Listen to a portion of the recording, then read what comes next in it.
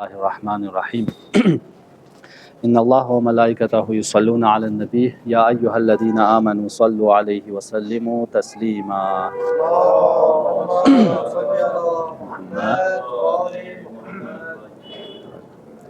قال اللہ تعالی رب اشرح لی صدری ویسر لی امری واحلل عقدۃ من لسانی یفقہوا قولی رب یسر ولا تعسر وتمم بالخیر۔ سب سے پہلے تو آپ سب کو آج کے اس کلاس میں خوش آمدید کہتے ہیں۔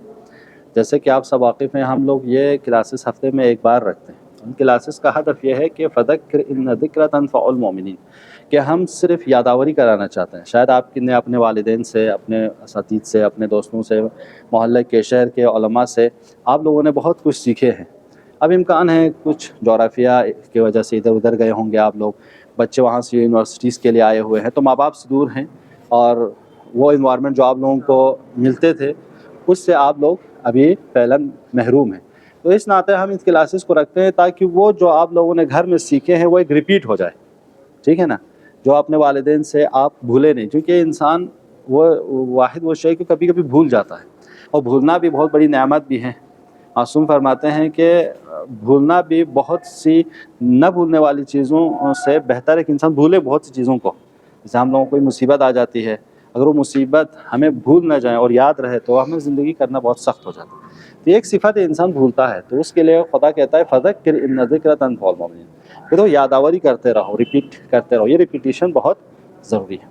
تو ہم اور آپ یہاں پہ آئے ہیں دین سیکھنے کے لیے۔ ہم چاہتے ہیں کہ تھوڑا سا دینی معلومات اپنے اضافہ ہوں، اور اس کو ایک پیکیج کے طور پر سمجھنے کی کوشش کریں۔ تو گزشتہ جو ہم اور آپ نے سیکھے تھے کہ بھئی ہم آپ خود یہ سمجھنا چاہیے کہ دین کیا چیز ہے۔ تو یہ تو کہا گیا کہ دین وے آف لائف ہے، یعنی زندگی گزارنے کا طریقہ ہے۔ پھر ہم لوگوں نے بات کیا کہ کیا ممکن ہے کہ اس دنیا میں کوئی انسان پایا جائے کہ جو جس کے کوئی زندگی کرنے کا کوئی طریقہ اس کا نہ ہو۔ تو ہم سب نے یہ فیصلہ کیا بھئی ایسا کوئی انسان پایا نہیں جاتا کہ اس کے پاس اپنی زندگی کرنے کا کوئی طریقہ نہ ہو، لائف سٹائل نہ ہو۔ تو گزشتہ کلاس کا اگر ہم خلاصہ کیا جائے تو یہ دنیا، ہم اور آپ اس پوری کائنات میں، وعلیکم السلام، اس پوری کائنات میں بہت سے موجودات ہیں۔ تو ہم نے خلاصہ کیا تھا کہ ان میں ایک موجود انسان ہے، اور دوسرا موجود حیوان ہے، تیسرا پیڑ پودے، یہ ہمارے اس کو کہتے ہیں نباتات ہیں، تیسرے موجود جامد چیزیں ہیں، منجمد چیزیں، ٹھیک ہیں، جن میں جان نہیں ہے، ٹھیک ہے۔ ان سب میں، ان سارے موجودات پر خلاصہ کیا جاتا ہے تو ان چار کیٹیگریز میں لایا جاتا ہے۔ تو ان پورے سارے موجودات میں واحد ہیومن کیا ہے؟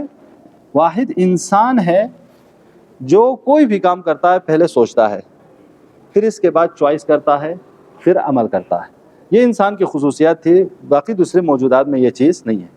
تو آپ کی جو سوچتے ہو، یعنی یہ انسان کیا کرتا ہے؟ پہلے سوچتا ہے، تھنک کرتا ہے، ٹھیک ہے نا سر؟ پھر دوسرا کام چوائس، پھر اس کے بعد کیا ہے؟ ایکشن کرتا ہے۔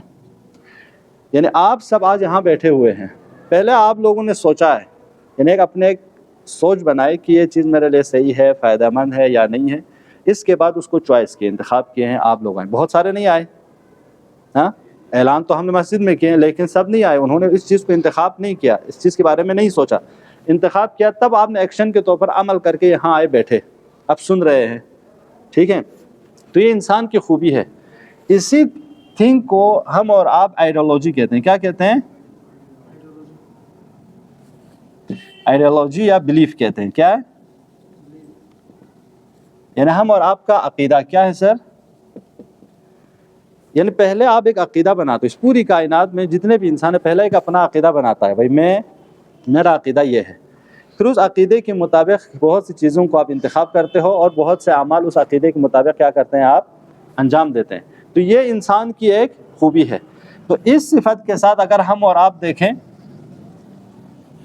تو اس کائنات میں دو طرح کے انسان ہیں۔ کچھ لوگ دیندار ہیں، دین رکھتے ہیں، ٹھیک ہے؟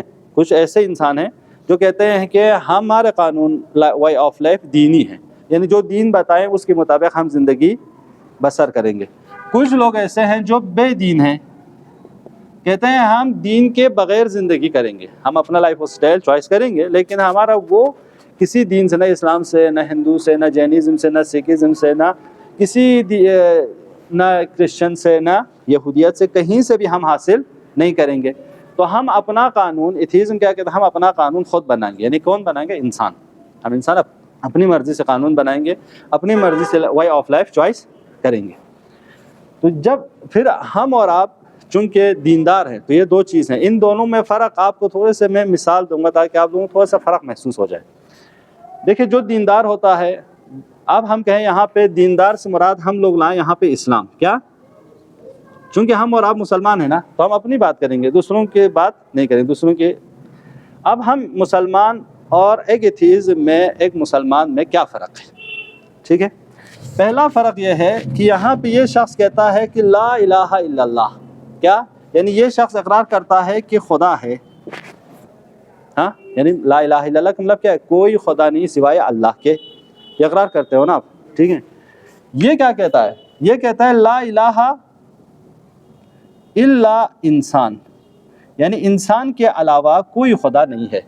یعنی یہ کہ کیا کہتا ہے؟ انسان خدا ہے، استغفر اللہ، ہے نا۔ یعنی ایتھیزم کیا کہتا ہے؟ ہم خدا کو نہیں مانیں گے۔ جب خدا کو ہی نہیں مانیں گے تو وہ دین کو مانے گا، وہ اخلاقیات کو مانے گا، وہ اپنے کو کس کی جگہ پہ رکھا ہوا ہے؟ خدا۔ تو پہلا فرق کیا نظر آ رہا ہے آپ کو؟ دیکھیں آئیڈیالوجی میں، وے آف لائف کو سمجھا رہا ہوں۔ جب انسان خود کو خدا سمجھ کے چلے گا تو اس کے چلنے میں، پہننے میں، کھانے میں، بیٹھنے میں، سوچنے میں بہت فرق رہے گا۔ جب انسان کہے گا کہ میرا کوئی خدا ہے، اس کے اعمال میں، رفتار میں بڑا فرق ہوتا ہے نہیں ہوتا ہے؟ ہم اور آپ کیوں سب مل کے نماز پڑھتے ہیں؟ چونکہ آرڈر ہے خدا کا، تو سب کے عادت ایک ہے، سب رکوع میں جاتے ہیں، سب سجدے میں جاتے ہیں، سب قنوت لیتے ہیں، سب ایک طرح کے عمل کرتے ہیں، چونکہ حکم ہمیں خدا کی طرف سے ہے۔ اب آپ سمجھے کہ ہر کوئی خدا بن جائے تو کوئی رکوع کر رہا ہوگا، کوئی سجدے میں ہوگا، کوئی نہیں کر رہا ہوگا، لاوالی ہوگا، اپنی مرضی سے چل رہا ہوگا، تو وہاں پہ آپ کو یونیٹی نظر نہیں آئی۔ یہ پہلا فرق۔ دوسرا فرق یہ کہتے ہیں جب کوئی خدا ہے تو اس خدا نے ہمارے ہدایت کے لیے کیا بھیجا ہے سر؟ دین بھیجا ہے، ٹھیک ہے۔ اس نے ہمارے لیے دین دیا ہے، کیونکہ ہم اس دین کو، وہ دین کس کے ذریعے ہم تک آئے گا؟ نبیوں، رسولوں اور اماموں کے اور کتابوں کے ذریعے ہم تک وہ دین پہنچے گا۔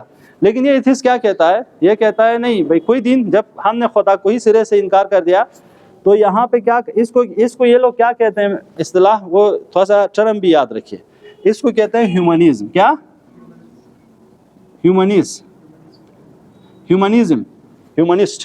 ہیومنسٹ لوگ کہتے ہیں کہ ہم انسانی سب کچھ ہے، ہم ہی نے قانون بنائیں گے، ہم ہی UN بنائیں گے، ہم ہی گورنمنٹ بنائیں گے، ہم ہی پوری دنیا کو چلائیں گے، ٹھیک ہے۔ یہ ہیومنسٹ، یہ پہلا اصول ایتھیزم کا کیا ہو گیا بھائی؟ ہیومنزم۔ دوسرا اصول ان کا ہے سیکولرزم۔ کیا ہے؟ سیکولرزم۔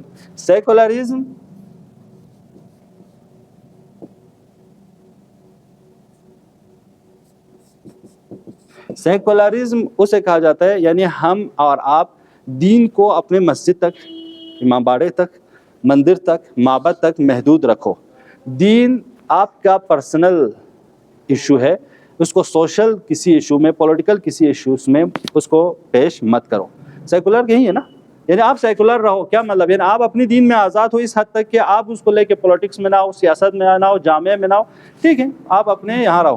بس آج ہمارے ہندوستان کا کوئی مسلمان آفیسر بن جائے تو اس کو حق نہیں ہے کہ وہاں پہ مثلا ہمارے اپنے خانہ کعبہ کے یا کسی نقشے کو وہاں ڈال دیں، حق نہیں ہے کہ آپ کو میں مسلمان ہوں، میں آفس میں سب کچھ کو نہیں۔ آپ کو سیکولر نظام میں اگر زندگی کرنا ہے تو آپ کو وہاں پہ دین کو نہیں لانا ہے، آپ کی دین آپ کے پرسنل ہے۔ بھائی ایک انسان آرٹسٹ ہے، وہ نقشہ بناتا ہے تو اس کا اپنا، ایک انسان کھانا کھاتا ہے، کپڑا پہنتا ہے، تو جس طرح پرسنل ایشوز ہے یہ، ویسے ہی دین بھی کیا ہے ان کی نگاہ میں؟ پرسنل ایشوز ہے، جامعہ میں اس کو مطرح نہ کوئی سیکولر۔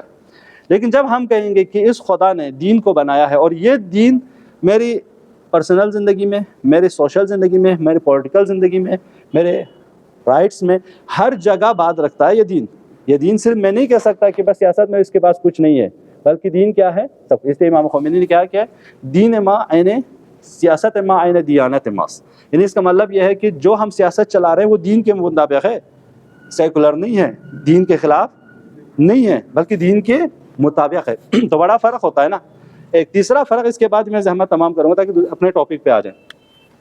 تیسرا فرق ان کے یہاں کہتا ہے کہ اگر اس خدا نے اس پوری کائنات کو بنایا، ہمارے ہدایت کے لیے دین دیا، تو اس نے ہم اور آپ کو کہا کہ اخلاق سے زندگی بسر کرو، اخلاق کے ذریعے زندگی، یعنی پیغمبر کیا ہے؟ پیغمبر تشریف لائے تاکہ پورے اخلاق کو کامل کر سکیں. ہاں کون سی آیت تھی وہ؟ کہ انما بعثت لاتمم مکارم الاخلاق، یعنی اخلاق کے مکارم، اخلاق کی بہترین چیزوں کو قائد تکمیل تک پہنچا سکے. اس ہمارے دین میں خود اخلاق ہے، یعنی آپ اور ہم اخلاق کے مطابق زندگی کریں. کیا؟ لیکن سیکولر اس کے مقابل ہوتا ہے، وہ کہتا ہے کہ نہیں آپ کو کیا رہنا ہے یہاں پہ؟ لیبرل رہنا ہے. لیبرلزم کیا مطلب؟ لیبرلزم یعنی آپ اپنی مرضی کے مطابق، اپنی خواہشات نفس کے مطابق چلو، جو آپ کو پسند آئے وہیں کرو. یہ لیبرل ہے نا. ہاں آج کل بہت سے ایسے جوان ہوتے ہیں وی آر اے لیبرل مسلم. بھئی آپ مسلمان ہو تو یہ ہے، کیسے آپ اپنے کہتے ہو وی آر اے لیبرل مسلم؟ کتابیں لکھی گئی ہے ہاں اسلام اینڈ لیبرلزم کے اوپر، یا اسلامی لیبرلزم کے اوپر کتابیں لکھی گئی، انشاءاللہ آپ لوگ ان کو بھی پڑھیے گا. لیبرلزم یعنی بی بند و بار. کیا مطلب؟ کوئی قید نہیں، کوئی اخلاقی ویلیوز نہیں، اقدار نہیں. چار دیواری آزادی کہتے ہیں، یعنی ہم گھر کے اندر ہیں، ہمارا اپنی پراپرٹی کے اندر ہیں، اپنی فیلڈ کے اندر ہیں، میں کچھ بھی کر سکتا ہوں. حلال حرام جائز ناجائز میرے لیے سب کچھ ہے. سمجھ رہے ہیں؟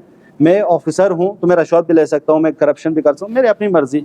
ہاں میں جوا بھی کھیل سکتا ہوں، قمار بازی بھی کر سکتا ہوں. لیبرل ہے نا، یعنی اس کے لیے کوئی حکم نہیں ہے، کوئی آرڈر نہیں ہے کہ یہ کرو یہ نہ کرو. لیکن اگر آپ مسلمان ہو، چاہے تنہا ہو، چاہے آفس میں ہو، چاہے گھر میں ہو، چاہے گھر کے خاندان کے میں ہو، چاہے دوستوں میں ہو، چاہے اکیلا ہو، سب میں اخلاق کی رعایت کرنی ہے آپ کو. آپ آزاد نہیں ہو، آپ قانون کے مطابق ہو. آپ رشوت نہ دوست سے نہ دشمن سے کسی سے نہیں لے سکتے ہو. رشوت لینا، رشوت دینا حرام ہے نہیں. یہ کون بتاتا ہے ہمیں؟ دین بتاتا ہے. لیکن جیسے آپ اپنے سسٹم، اپنی سوچ لیبرل بنائیں گے تو یہ ساری مصیبتیں آ جائیں گی. ان تینوں سے یہ خلاصہ ہوتا ہے کہ اگر آپ دینداروں والی زندگی بسر کریں گے ایز اے مسلمان تو آپ کی زندگی میں یہ تاثیرات ہوں گے، یعنی آپ کی لائف وے آف لائف ایسے ہوں گے. لیکن آپ کہیں گے نہیں میں لیبرل مسلمان ہوں، تو آپ ایک ایتھیزم کی طرح زندگی گزاریں گے تو آپ کی حالت یہ ہوگی. ٹھیک ہے؟ اور یہ کلچر ہم اور آپ کو ویسٹرن کلچر کے طور پر پیش کرتے ہیں. ویسٹرن کلچر ہم اور آپ کو بتاتے ہیں کہ اس طرح کی زندگی ہم چاہتے ہیں آپ سے. ہاں جن کی بنا پر جب انسان لیبرل بن جائے، دین سے خدا کی جگہ خود کو رکھ دیں، سب ہو جاتا ہے، تو ان کے یہاں میں نے پہلے کہا حلال حرام کچھ فیملی سٹرکچر خراب ہو جاتی ہے. نہ ماں نہ بہن نہ بھائی، کچھ بھی فرق نہیں ہوتا. یہ لوگ کہتے ہیں کہ ہم نے ایک سیولائزیشن لایا، ویسٹرن سیولائزیشن لایا، اور ہم نے انسان کو زندگی کے طریقے بتائے، بہترین وے آف لائف ان کو دی. لیکن اس کے باوجود بھی وہاں پہ کیا ہے؟ جانور تک بھی امان میں نہیں ہے. انسان تو دور کی بات، وہاں پہ ہم جنس پرستی، لڑکی لڑکی کے ساتھ شادی، لڑکے لڑکے کے ساتھ شادی، یعنی یہ اس حد تک جانوروں سے بھی گر گئے. یہ لوگ اپنے آپ کو کہتے ہیں سیولائز، ہم بہت متمدن ہیں، ہم لوگ بہت تہذیب یافتہ لوگ. کیا تہذیب یافتہ ہے جہاں جانوروں سے زیادہ گر گئے ہو؟ اور قرآن نے کیا کہا؟ ان لوگوں کے پاس عقل بھی ہے، ان لوگوں کے پاس آنکھیں بھی ہیں. لہم عقول لا یفقہون بہا، لہم آذان لا یسمعون بہا، ان کے پاس کان ہیں لیکن سنتے نہیں. لہم اعین، ان کے پاس آنکھیں ہیں، لا ینظرون، لیکن اس سے دیکھتے نہیں. ہم کالانعام، یہ جانور ہیں، بل ہم اضل سبیلا، بلکہ اس سے بھی بدتر ہے. یہ آج کا سوسائٹی نہیں ہے، آج سے بدتر نہیں ہے. آپ دیکھو حالات، جانور جن انسانوں کی حالت سے امان میں نہ ہو، تو وہ کیسے پڑھے لکھے لوگ ہیں؟ وہ کیسے لوگ ہیں جن کے پاس آنکھیں ہیں؟ وہ کیسے لوگ ہیں جو سنتے ہیں؟ بڑے بڑے پروفیسر، بڑے بڑے لیکچر، بڑے بڑے وہ. یہ حالت. کارل مارکس کہتا ہے کہ ماں باپ کس حد تک احترام کرو کہ جب تک وہ آپ کو کچھ دے، لیکن جس دن ماں باپ نے کچھ دینا، پیسہ دینا، مال دینا چھوڑ دے، ان کو ایندھن کا حصہ بنا لو، چولہے میں ڈال دو ایندھن بنا کر. بڑے بڑے ان کے، تو جب ان کے بڑے بڑے فلاسفر ایسے یہاں تک آ جائیں حیوانیت پر، تو آپ اور ہم ان سے علم لے کر ان کے نظامی تعلیم، نظام ایجوکیشن سسٹم پر عمل کر کے کامیاب انسان بننا چاہو گے، نہیں ہو سکتا. آج ماں باپ یعنی بچے ماں باپ پر پیسہ خرچ کرنا فضول خرچ سمجھتا ہے. ہاں بچوں کے ہوتے ہوئے ماں باپ آج کیا ہیں؟ لاچار نظر آتے ہیں.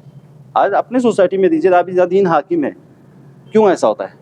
آج ہر چیز بزنس ہو گیا، تعلیم بزنس.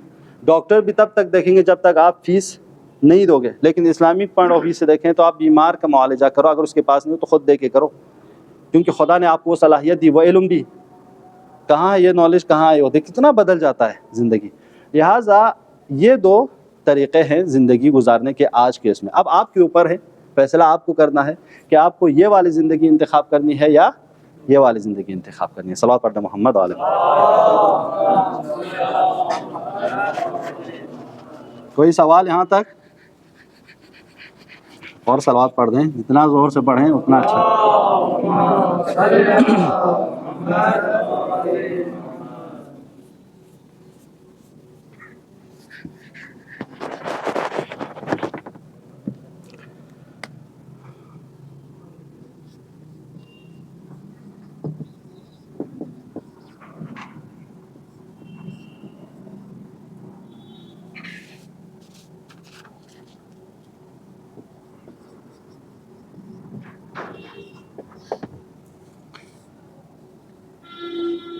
اب ایک سوال آتا ہے، جب آپ اور ہم آئے ہیں یہاں پہ، یہاں تک واضح ہوا؟ ہاں، کیونکہ گزشتہ کلاسز کے مرور تھی، آپ لوگوں کو تھا بتانا ضروری تھا. آج ایک سوال ہے، اس کے بارے میں ہم لوگ کرتے ہیں کہ کیا دین واقعاً ہمارے لیے ضروری ہے؟ ہاں، یا دوسرے معنی میں کہوں کہ دین ہمارے کس سوال کا جواب دیتا ہے؟ دین ہمارے کہاں کام آتا ہے؟ دین سے ہمارے کیا فائدہ ہے؟ کیا واقعاً بغیر دین کے جو لوگ زندگی کر رہے ہیں وہ صحیح مقصد کی طرف جا رہے ہیں، یا دین آپ کو صحیح مقصد کی طرف لے جائیں گے؟ یہ واضح ہوا؟ تو اس کے لیے سب سے پہلے آپ کو کیا دیکھنا پڑے گا؟ انسان کی ضروریات دیکھنا پڑے گا کہ کس طرح کی ضروریات انسان کی ہے. آپ لوگ لکھ رہے ہیں نا؟ میں جلدی جلدی سے لکھ لیتا ہوں، اس کے بعد ڈسکس کرتے ہیں.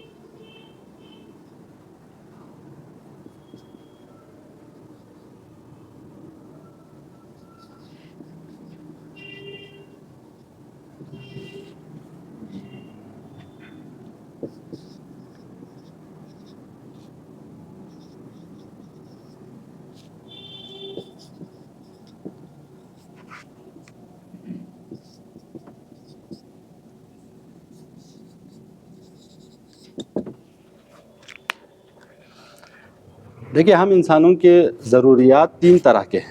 تین طرح کے ہم انسانوں کے نیڈس ہیں، ٹھیک ہے؟ پہلی نیڈس ہماری پرسنل ہے، شخصی ہے. کیا ہے؟ شخصی. آپ کی زندگی سے، جیسے آپ کھانا کھاتے ہو، کیا کھاتے ہیں؟ ہاں، آپ گھر بناتے ہو، ہے نا بھائی؟ اور آپ کیا کہتے ہیں؟ آکسیجن لیتے ہو. ہاں، یا آپ شادی کرتے ہو، ٹھیک ہے؟ آپ شادی کرتے ہیں اور کیا کرتے ہیں بھائی؟ آپ اپنے لیے سیفٹی، سیکورٹی، امنیت میں رکھتے ہو. آپ کو پیس چاہیے، ٹھیک ہے؟ آپ یہ ساری چیزیں ہماری کیا ہے؟ پرسنل ہے. آپ لباس پہنتے ہو، آپ کھانا کھاتے ہو، آپ شادی کرتے ہو، آپ ہاں بھائی، آپ کے لیے امنیت چاہیے، آسائش چاہیے. یہ ساری چیزیں ہماری اور آپ کی پرسنل ضروریات ہیں، اور ان کو بھی ہم اور آپ کو حاصل کرنا ہے نا؟ کچھ ضروریات ہماری کیا ہے؟ سوشل ہے. جیسے فیملی. سب سے پہلے بھئی، آپ چونکہ انسان ایسا نہیں ہے کہ وہ تنہا زندگی کر سکے. انسان کے ایک معنی یہ ہے کہ انسان انس سے لیا گیا ہے. انس کا مطلب ہوتا ہے محبت کرنا. محبت کس سے کرے گا جب وہ اکیلا ہی فردی زندگی بسر کرنا چاہے؟ نہیں. محبت تبھی ہوتا ہے جب وہ اس کی فیملی ہو، اس کے دوست احباب ہو، اس کے جامعہ ہو، اس کی سوسائٹی ہو، تبھی وہ کیا کر پائے گا؟ زندگی. فیملی ہے. جب ہم اور آپ فیملی، سوسائٹی، جامعہ یا ٹیم ورک، جیسے ٹیم ہے نا، ٹیم ورک کرتے ہیں، ٹیم ورک یا سوشل ورک جتنے بھی کرتے ہیں، ان سب کے لیے ہم کو کیا چاہیے ہوتا ہے؟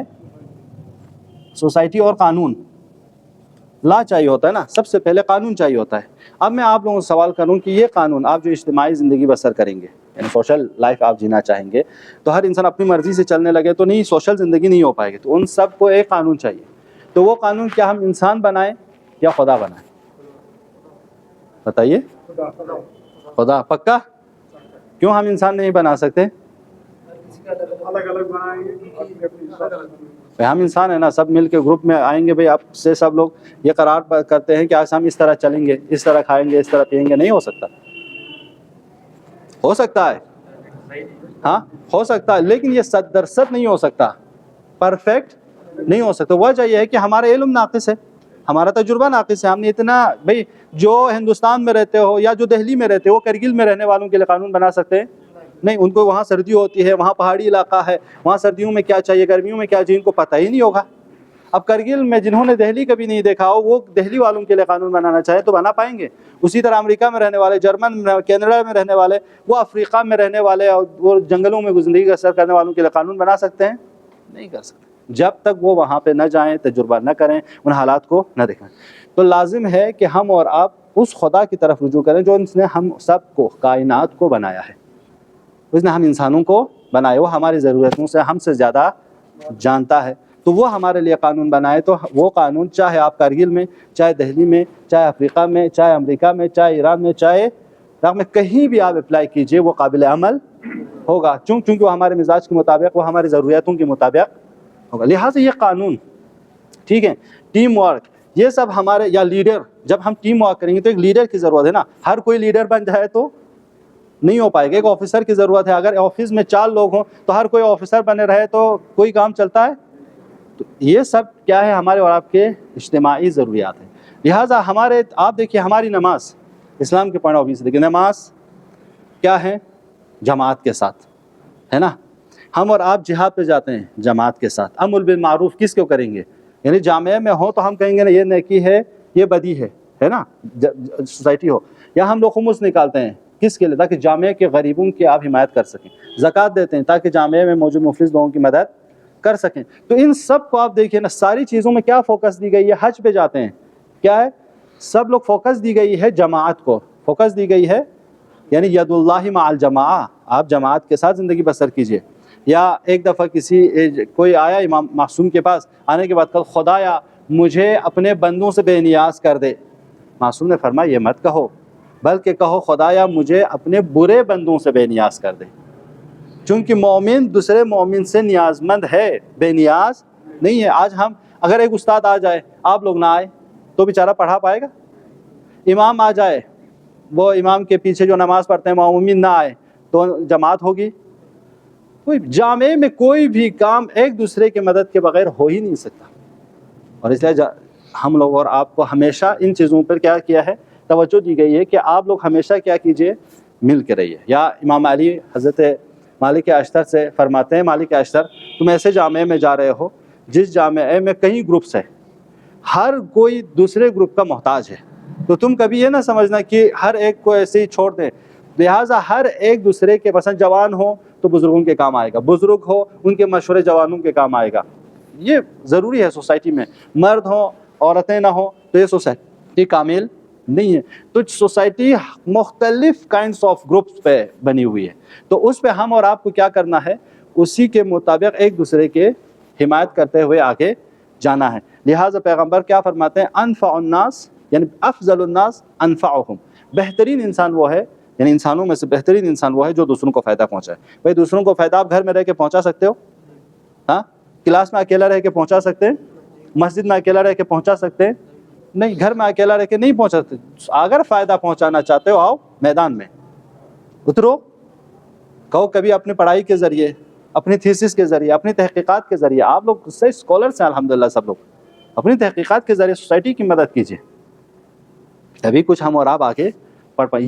یہ بہت کیا ہے، بہت ضروری ہے. یا پیغمبر نے فرمایا لیس منا من غر مسلمہ، جو مسلمانوں کو دھوکہ دے وہ ہم میں سے نہیں ہے. یعنی ایسے اتحاد نہ ہو کہ آپ دوسروں کو دھوکہ دینے میں ایک دوسرے کے ساتھ دیں. یا ہم لوگوں سے قرآن کی یہ فیصلہ ہے تعاونوا علی البر والتقوی، دیکھو نیکی اور تقوی پر ایک دوسرے کے ساتھ دو. ولا تعاونوا علی الاثم والعدوان، دشمنی کرنے میں، گناہ کرنے میں ایک دوسرے کے ساتھ. چلو بھائی کلب میں بھی جا رہا ہوں، دوست بھی آج دوسرے پہ سب لوگ چلتے ہیں کلب میں، تو یہ غلط ہو جائے گا.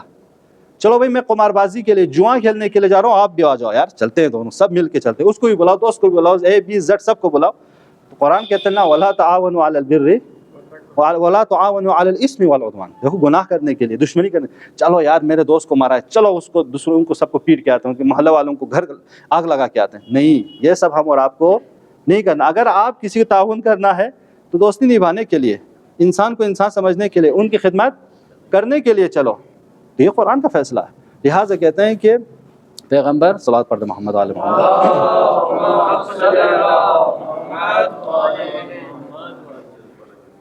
جو رات سے صبح کرے یا صبح سے رات کرے لیکن مسلمانوں کے امور کو، مسلمانوں کے مسائل پر توجہ نہ کرے، لیس منا.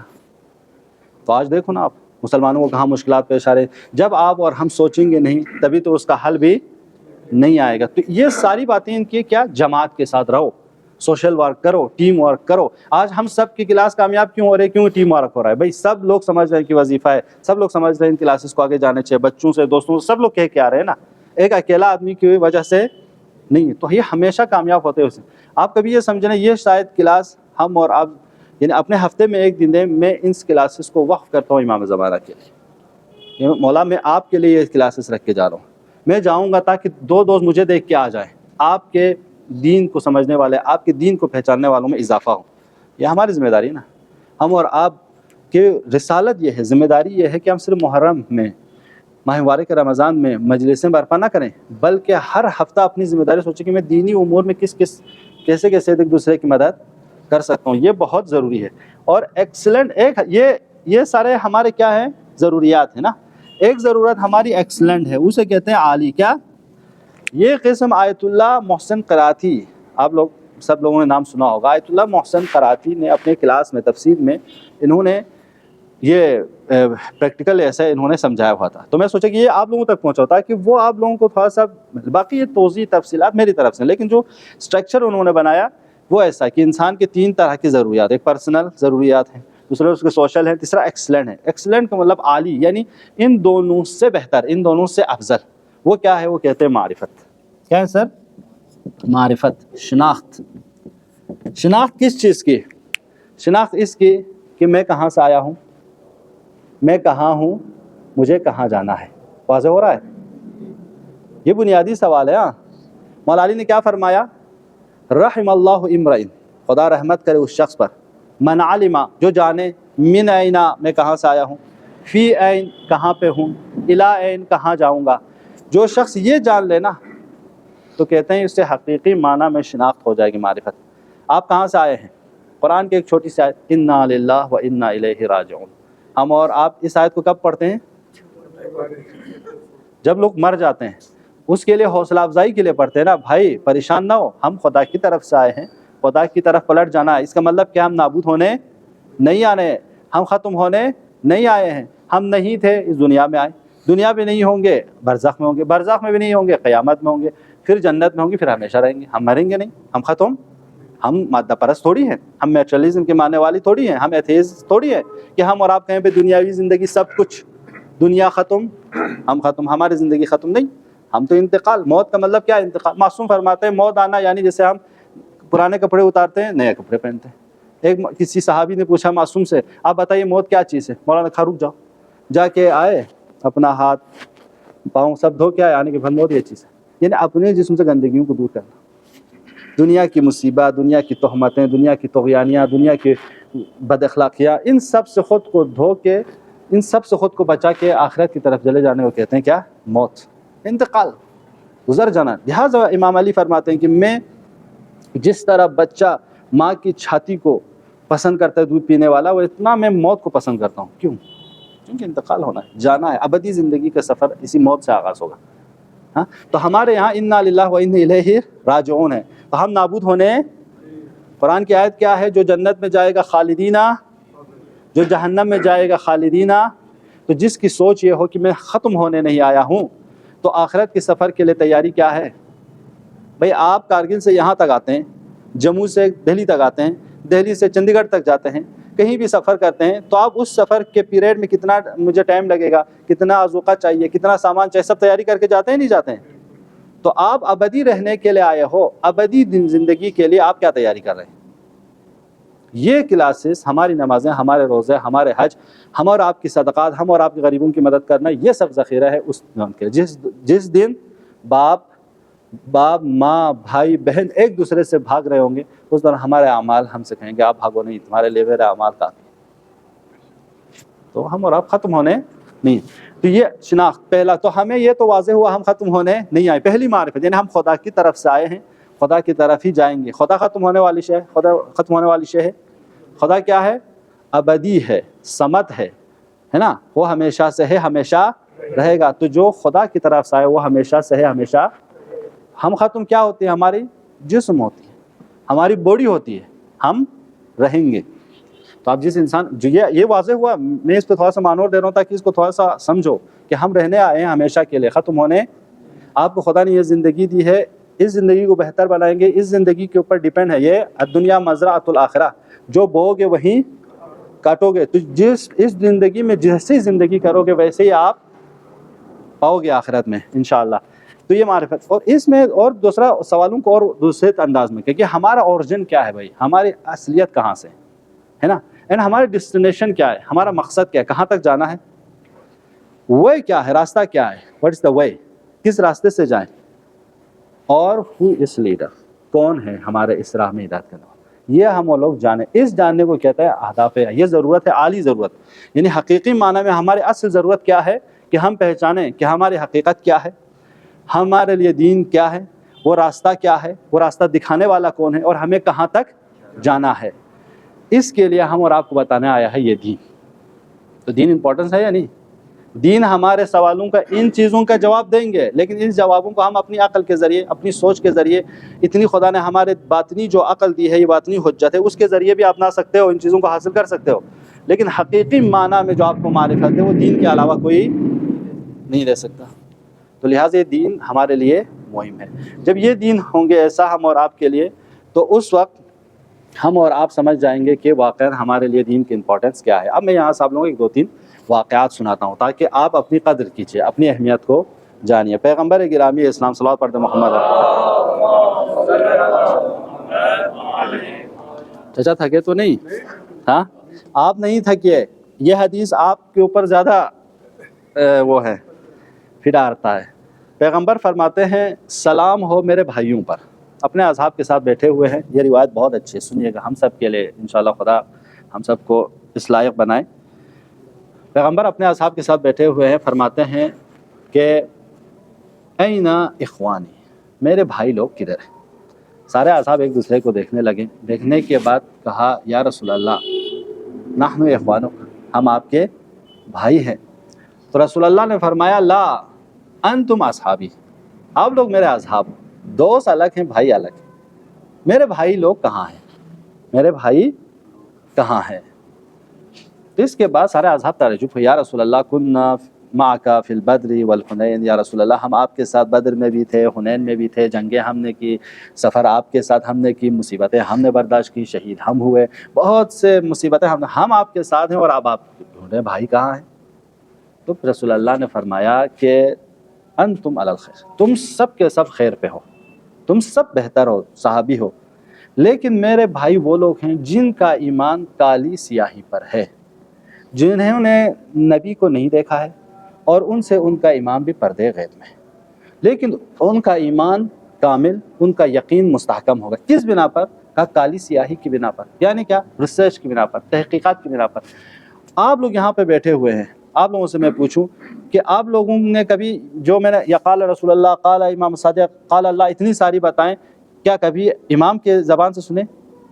کوئی نبی آیا آپ نے بتایا؟ نہیں نا۔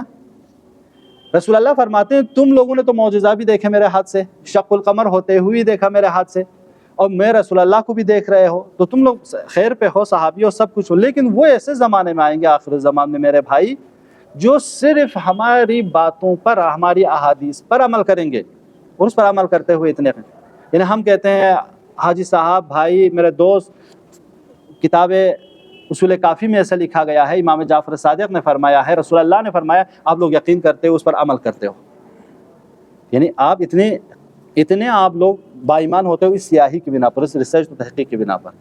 اس کے بعد رسول اللہ فرماتے ہیں کہ ان کو ثواب جو ملے گا نا، ان کو جو ثواب ملے گا ان کی ایمان اور یقین کی بنا پر، جنگ بدر میں 70 لوگ جو شہید ہوئے ہیں، یا 70,000 یا 70 نفر جو شہید ہوئے ہیں، ان کا ثواب، ان کے برابر ثواب ان کو ملے گا۔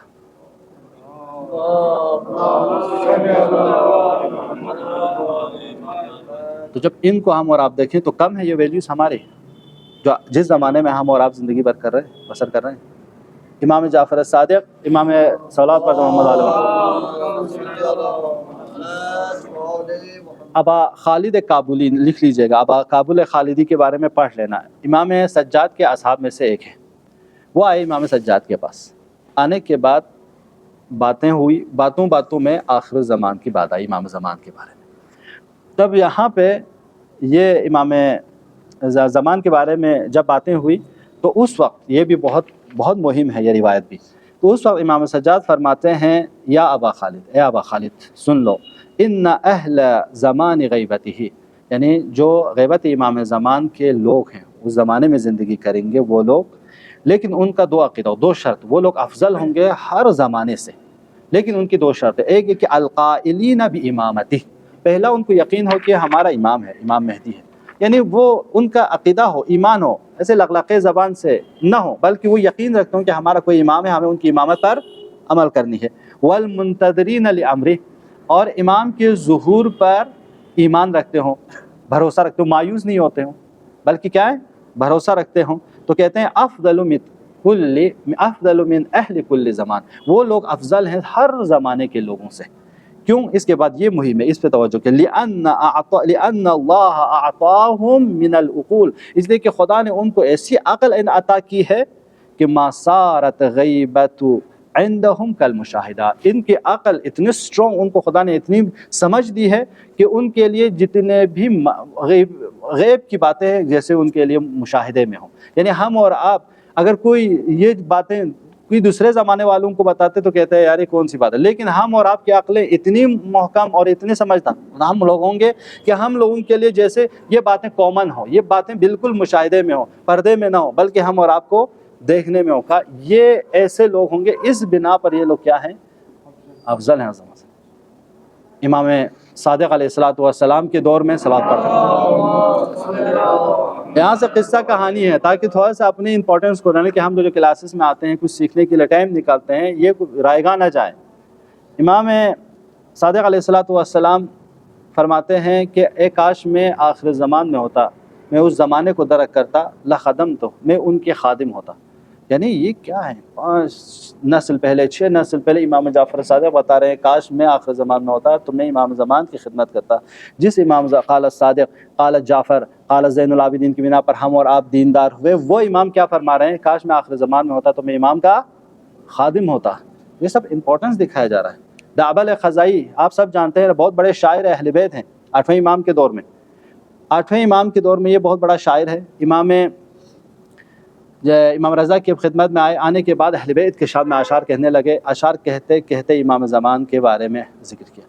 جیسے ہی امام زمان کے بارے میں شعر پڑھا تو وہاں پہ دعبل کہتا ہے کہ امام رضا علیہ السلام اپنے دائیں ہاتھ سر پر رکھ کر اٹھے امام کی خدمت میں۔ کب؟ ابھی امام زمان وجود میں نہیں آئے، ابھی متولد نہیں ہوئے، کئی نسل پہلے امام سر پہ امام زمانہ کے نام آتے سر پہ ہاتھ رکھ کر احترام میں اٹھتے ہیں۔ تو دعبل نے سوال کیا، مولا اگر یہ تعظیم کے لیے ہو، احترام کے لیے ہوں، تو امام علی بھی تو احترام کے قائل ہیں، امام حسین، امام حسن، وہ لوگ بھی تو احترام کے لائق ہیں، آپ نے یہ جب امام زمانہ کا نام آیا تبھی آپ سر پہ ہاتھ رکھ کے اٹھے، کیا بات ہے؟ کہا وہ اس لیے کہ میں ثابت کر رہا ہوں کہ ہم بھی تیار ہیں، قائم سنے یعنی قیام کے لیے ہم بھی تیار ہیں مولا کہ یہ بتا چاہ رہا ہوں۔ یہ کم ویلیو ہے، یعنی معصوم ہمارے اتنا اہتمام دے رہا ہوں، اتنے وہ سب کر رہا ہوں، اس کا مطلب امپورٹنس ہے نا آخر زمان کہ ہم اور آپ اب ایسے دور میں ہم اور آپ ہوں تو کیا کریں؟ یہ جیسے ہم اور آپ کو انعام دیا جا رہا ہے نا، انعام دیا جا رہا ہے، اتنے 70,000 یا 70 نفر شہدائے بدر و حنین کا ثواب ہم اور آپ کو دیا جا رہا ہے، تو صرف ایسے بیٹھے 2 رکعت نماز پڑھنے کے لیے ہے 2 مجلس میں نہیں، ہم چیلنج میں ہیں، ہم امتحان میں ہیں، ہم اور آپ سے امتحان لیا جائے۔ وہ امتحان کیسے ہے؟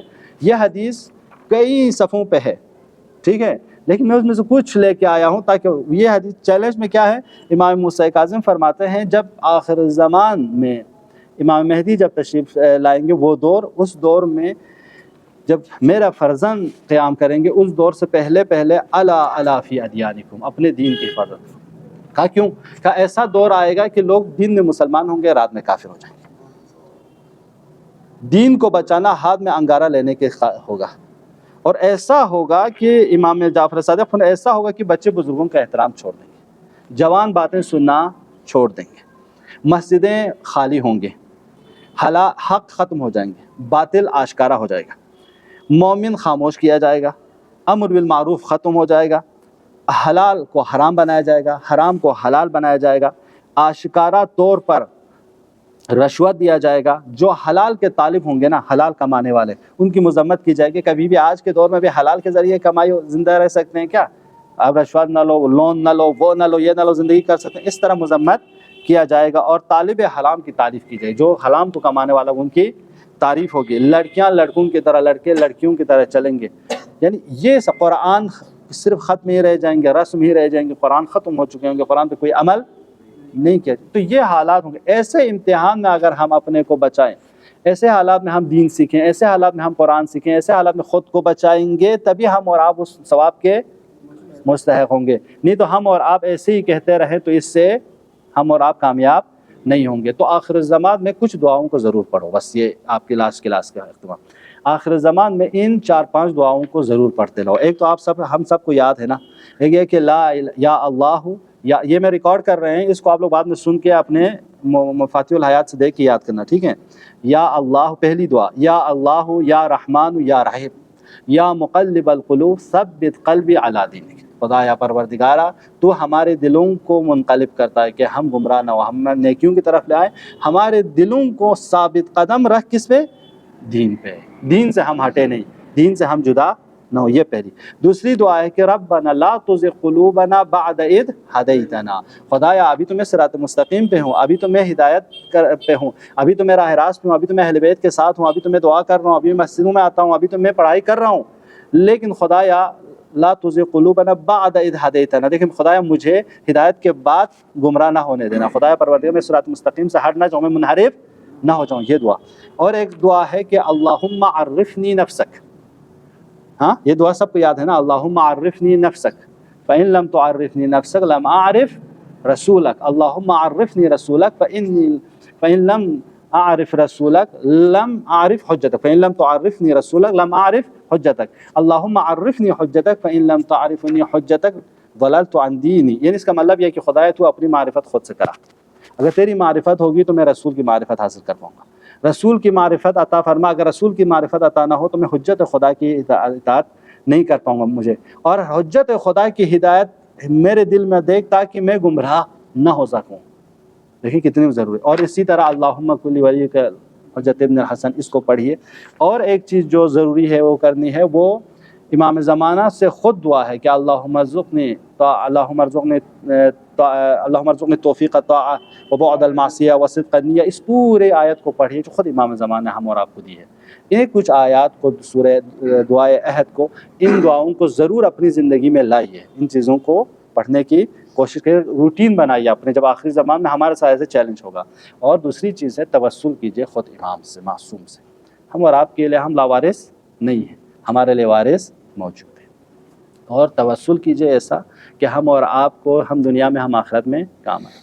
آیت اللہ یا علامہ شیخ انصاری، بہت بڑے عالم دین ہیں نا ہمارے شیخ انصاری. ان کے ایک شاگرد تھے، کلاس میں بہت کم سمجھ میں آتی تھی ان کو. شیخ انصاری کے اوپر لوگ اعتراض کرتے تھے، لوگ سوال کرتے تھے. ان کے دل میں حاجات ہوتی تھی کہ کاش میں بھی ان کی طرح اعتراض کر سکتا، میں بھی ان کی طرح استاد سے سوال کر سکتا، میں بھی پوچھ سکتا. مجھ میں وہ توانائی نہیں ہے. تو وہ محنت بھی کرتے تھے، کوشش بھی کرتا تھا، لیکن پھر بھی وہ اس پہ نہیں پہنچا. ایک دن امام کے حرم میں آیا، آنے کے بعد دعا کی، توسل کی، مناجات کی. دعا کہ خدا یا پروردگارہ یا مولا مجھے ایسی فہم دے دیں کہ میں بھی سمجھ سکوں، میں بھی شیخ کی باتوں کو بہتر سمجھ سکوں. میری ظرف کو، میری اس ضمیر کو، میری اس کیپیبلٹی کو بڑھا دے تاکہ میں ان چیزوں کو درک کر سکوں، سمجھ سکوں. میں بھی صرف سن کے نہ چلا جاؤں بلکہ اس پر عمل کرنے کی کوشش کروں. اور اتنا میں وہ کہتا ہے کہ مجھے ایسا محسوس ہوا کہ کسی نے میرے کان میں بسم اللہ الرحمن الرحیم پڑھا. اس کے بعد اگلے دن سے جب وہ کلاس میں آئے تو سب کچھ سمجھ رہے تھے. اور آہستہ آہستہ ایسا ہوا کہ وہ اعتراض بھی کرنے لگے، سوال بھی کرنے لگے. آہستہ آہستہ بالکل شیخ انصاری کو بولنے ہی نہیں دیا. ہاں ایسے ہوئے. ایک دن شیخ انصاری کے ساتھ حرم میں پہنچے. شیخ انصاری وہاں سے آ رہے ہیں اور یہ یہاں سے انٹر ہو رہے ہیں. تو شیخ انصاری اپنے سر پہ عبا ڈال کر آ رہے ہیں. تو جیسے ہی دروازے پہ ان سے ملے تو ان سے کان میں کہا کہ اے میرے شاگرد، جس نے تیرے کان میں بسم اللہ کہا ہے نا، اس نے میرے کان میں بسم اللہ سے والا ظالین تک کہا ہے. تھوڑا سا کچھ تجھے ملا ہے اس پہ ہوا نہ بناؤ، اس پہ بڑے شور مت کرو، اتراؤ نہیں. ٹھیک ہے. تو ہم اور آپ بھی توسل کریں، دعا کریں. آج بھی مولا زندہ ہے نا، ہم اور آپ لاوارث نہیں. جتنے ہم مانگیں گے اتنے ہمیں عطا کیجیے. لیکن مہم یہ کہ ہم اور آپ مانگنا سیکھیں، امام کی معیت میں رہنا سیکھیں. امید کرتے ہیں انشاءاللہ آج کے یہ مختصر کلاس بھی آپ سب کے لیے مفید رہے. اور خدا سے دعا کرتے ہیں کہ پروردگارہ ہم سب کو ان دینی تعلیمات پر عمل کرنے کی توفیق عطا فرما، پروردگارہ مولا کی ظہور میں تعجیل فرما، ہم سب کو ان کے اصحاب و انصار میں شامل فرما۔ السلام علیکم ورحمۃ اللہ وبرکاتہ۔ بہت بہت شکریہ آپ لوگ آئے۔